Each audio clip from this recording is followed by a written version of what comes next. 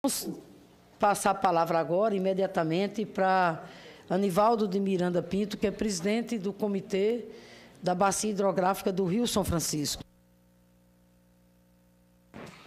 Essas cadeiras não estão prestando, não, gente.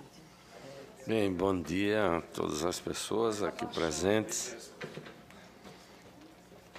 Eu quero iniciar repassando aqui para nossa senadora o Plano de Recursos Hídricos da Bacia do São Francisco e o nosso livro comemorativo dos 515 anos, né, da descoberta do Velho Chico. Em primeiro lugar, colocar algumas questões de fundo sobre o tema que nos foi apresentado.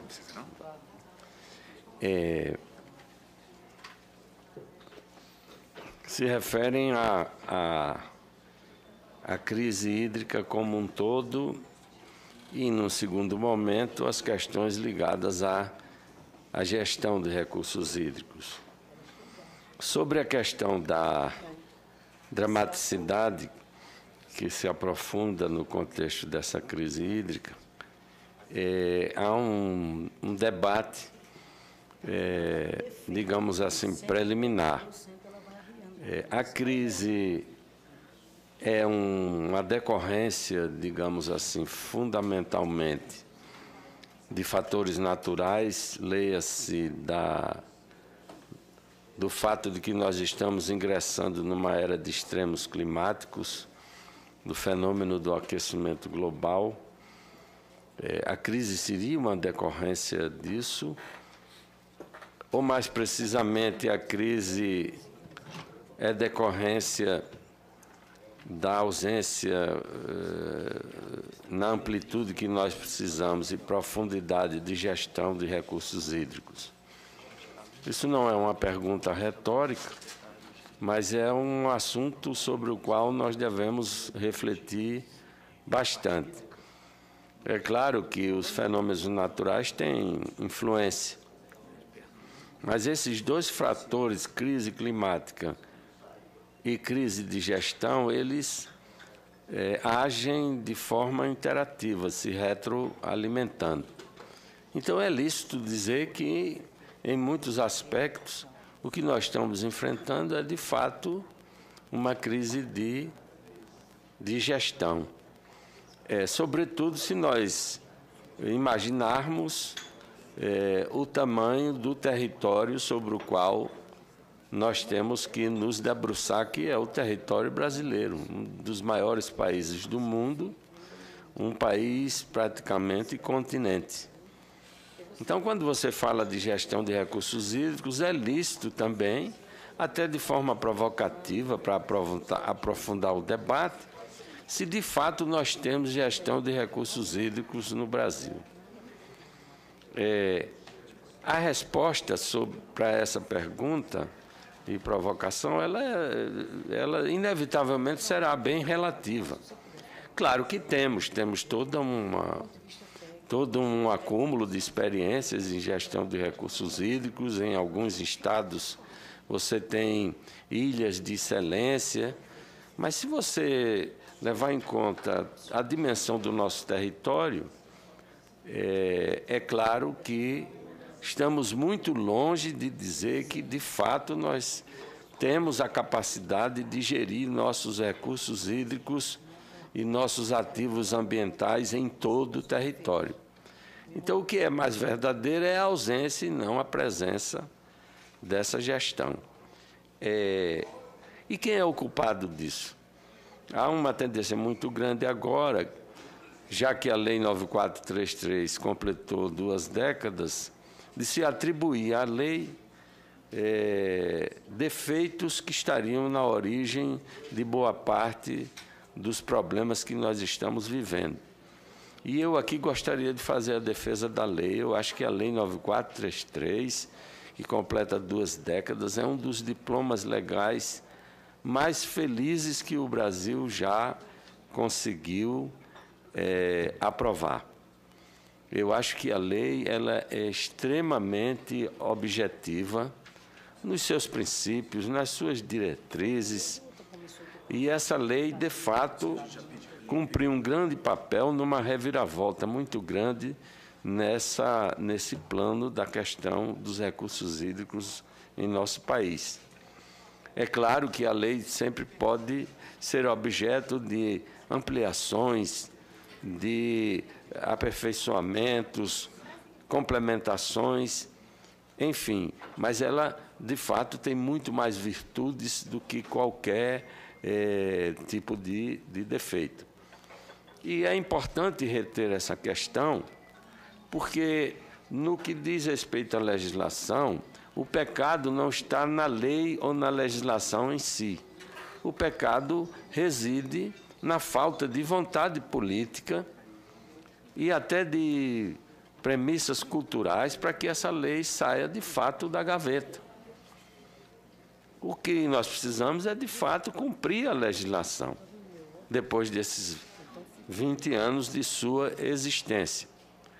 As coisas que eu estou dizendo aqui são importantes como introdução ao que nós vamos debater aqui concretamente, que é crise e gestão hídrica nas regiões Norte e Nordeste, porque, de uma forma geral, naquilo que é substancial, essa discussão vale para o Brasil inteiro, tanto faz a região Sul, quanto Sudeste, quanto Norte, quanto Nordeste, porque aquela ideia de que nós tínhamos uma infinitude de potenciais hídricos no país, ela está desaparecendo.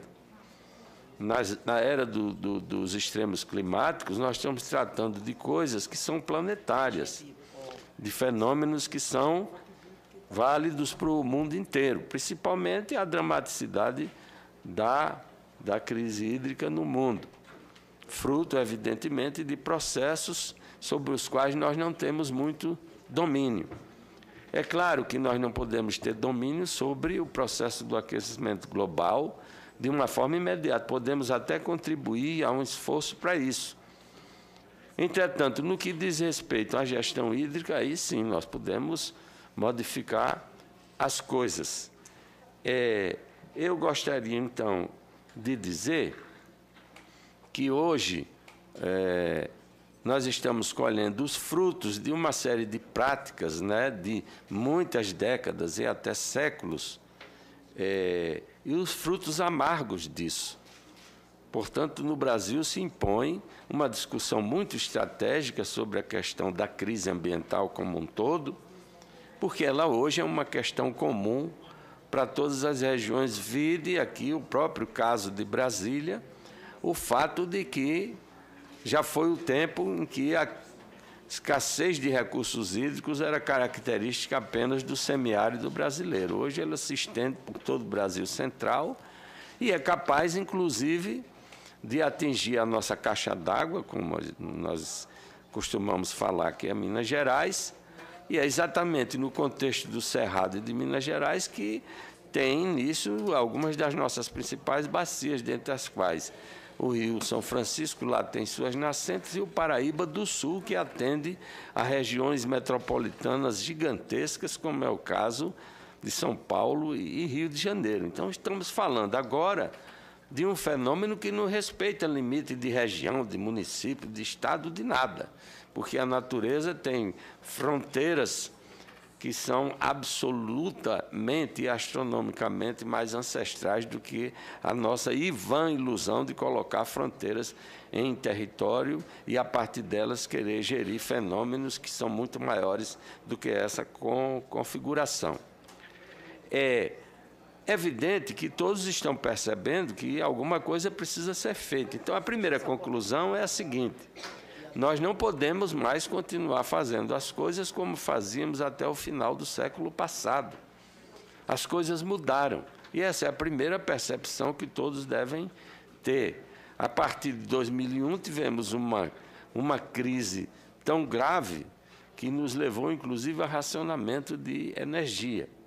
Mas ainda temos uma cultura de nos movimentarmos muito durante o processo da crise, mas assim que a crise passa, volta tudo ao que era antes, os nossos velhos hábitos, nossas velhas práticas. Isso vale para a população, como vale para os gestores públicos, vale para todos. Então, se precisamos mudar, vamos começar, evidentemente, a cuidar cada um do seu dever de casa. No contexto da bacia do Rio São Francisco, nós temos, claro, um processo em construção. É preciso entender que o Rio São Francisco responde por 70% da disponibilidade hídrica da região Nordeste. Ele é fundamental porque é o rio que atravessa o nosso semiárido. O Brasil precisa ter um projeto para o seu semiárido, não tem. A percepção, inclusive, da maior parte da suposta elite brasileira, eu falo aqui da elite política, econômica, intelectual, etc., trata o semiárido com ignorância, porque não conhece o potencial que o semiárido tem. Lá vivem milhões de pessoas. Temos um bioma que pode ser a solução agora no contexto desse século do aquecimento global, porque temos plantas absolutamente adaptadas a grandes temperaturas. E, no entanto, o que nós estamos fazendo, senadora, é destruir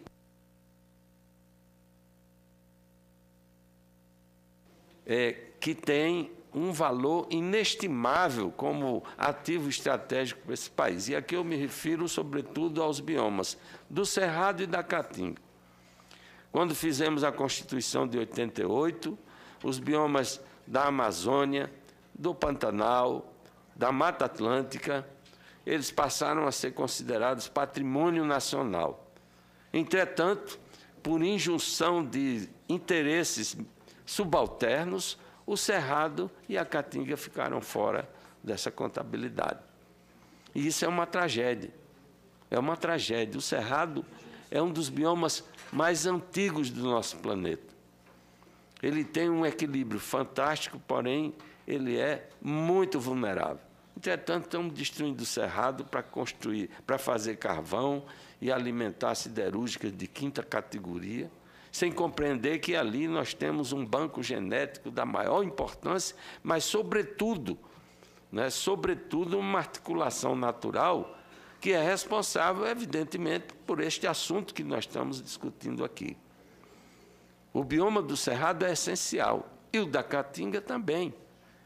As atenções estão voltadas para o bioma da Amazônia, e isso é importantíssimo, porque a floresta amazônica, é claro, ela não tem sequer classificação em termos da sua importância como grande banco genético. Felizmente, que não só no Brasil, como no mundo inteiro, ela é objeto, de muita observação e precisa, é claro, ser protegida, mas essa atenção lá concentrada teve efeito colateral. E o efeito colateral é que dois biomas importantíssimos, como é a Caatinga e o Cerrado, estão absolutamente, digamos assim, eu não diria esquecidos, porque quem domina o assunto sabe do que eu estou falando aqui.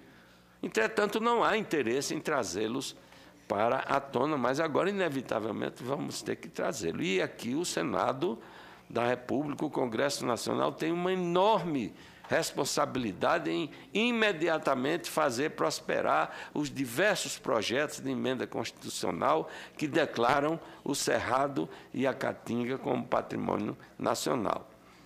Do ponto de vista da bacia do São Francisco, nós estamos, é claro, correndo contra o tempo.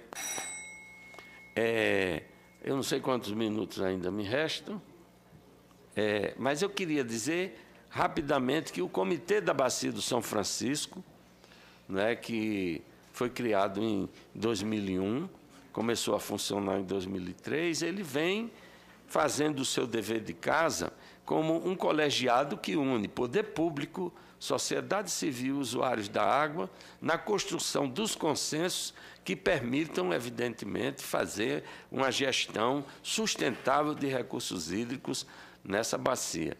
E, principalmente, no Rio São Francisco e seus grandes afluentes, porque eles são fundamentais hoje, não só para os estados da bacia. O Distrito Federal, inclusive, tem uma parte da bacia do São Francisco, Goiás, Minas, Alagoas, Pernambuco, Sergipe, Bahia, e agora com a transposição, que gerou uma grande polêmica, que pode existir. O que interessa. Só muito, dá do som.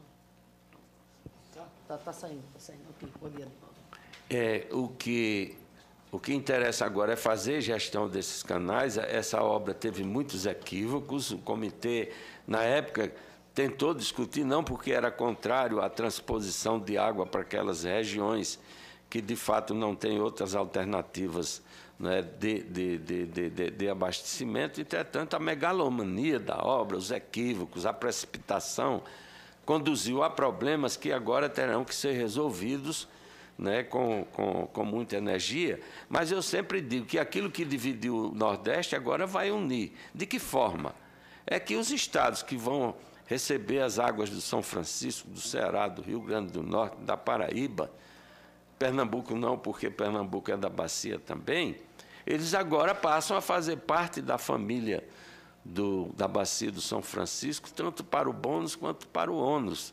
E o que é que eu quero dizer com isso? Que aquilo que dividiu vai nos unir, porque a luta pela revitalização da bacia do São Francisco é uma luta agora que interessa a todo mundo, porque se não houver, evidentemente, uma ação forte nesses próximos 10 anos para, de fato, aplicar o plano de recursos hídricos aprovado pelo comitê, né, mas que é de domínio de todos os atores da bacia, evidentemente, nós não vamos ter condições de enfrentar esse desafio. E é uma vã ilusão achar que, trazendo outras transposições, seja do Tocantins, seja de onde for, a gente vai resolver esse tipo de problema. Nós temos que fazer o dever de casa em cada bacia, porque senão daqui a pouco vamos encontrar os argentinos que estarão vindo para cá procurar transposições e nós estaremos indo para lá também procurar transposições, porque essa solução imediatista de fato não resolve. O que resolve o problema é de fato recurso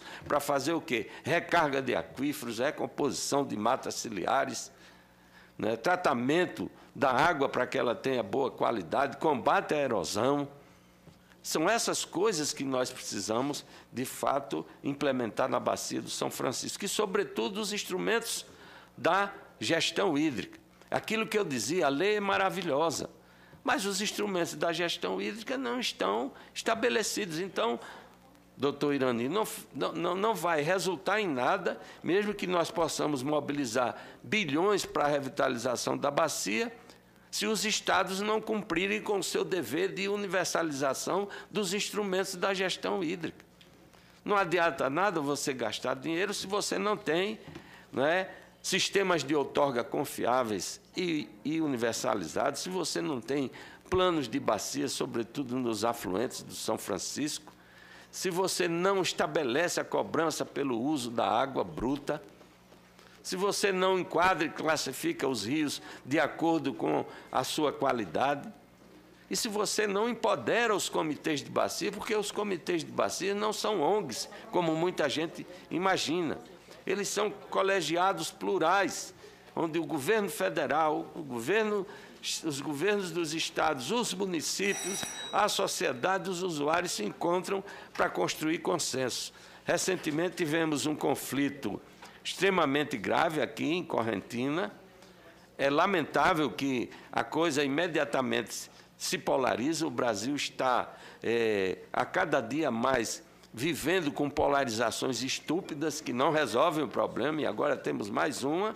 Mas a verdade é que aqueles eventos ali no Rio Correntes, eles de fato indicam um grande mal-estar.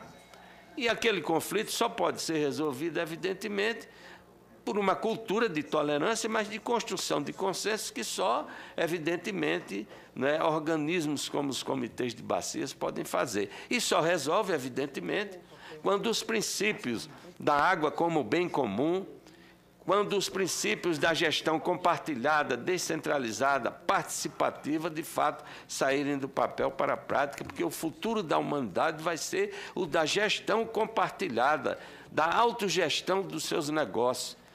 Eu quero dizer aqui que o poder público tem que se convencer que, isoladamente, nem aqui, nem em lugar nenhum do planeta, terá condições de resolver nenhuma das graves crises civilizatórias que nós temos hoje no mundo, muito menos a crise ambiental. Ou dá as mãos aos usuários, ou dá as mãos à sociedade civil e mobiliza todos, ou não vai resolver problemas graves como esse. É por isso que o comitê está propondo 3 grandes pactos. O primeiro é o Pacto da Água. Precisamos definir, né, no que diz respeito aos grandes afluentes do Rio São Francisco, principalmente de Minas e da Bahia, as vazões de entrega à calha principal do Rio São Francisco. Em segundo lugar, precisamos operar mudanças profundas na matriz agrícola e na matriz energética na bacia do São Francisco. Principalmente, começando pela matriz energética, é um absurdo que o Brasil não use o seu potencial de energia solar para resolver os seus problemas. E quando a gente olha para o semiárido, todo mundo pensa que ali só tem vegetação seca, que não é seca, aquilo é uma forma de proteção daquela vegetação em função da escassez hídrica, você percebe que,